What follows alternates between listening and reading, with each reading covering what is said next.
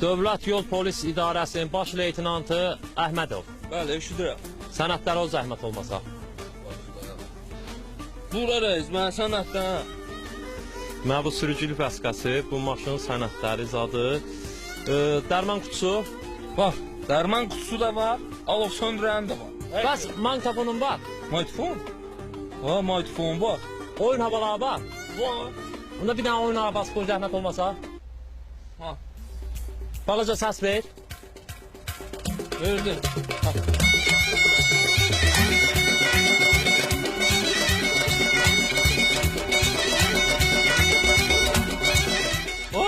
Həm nə qarsan? Narı köynəyən yoxdur. Heç olmasa görsən oynayacağım. Bir şamaşlı olsa ver da.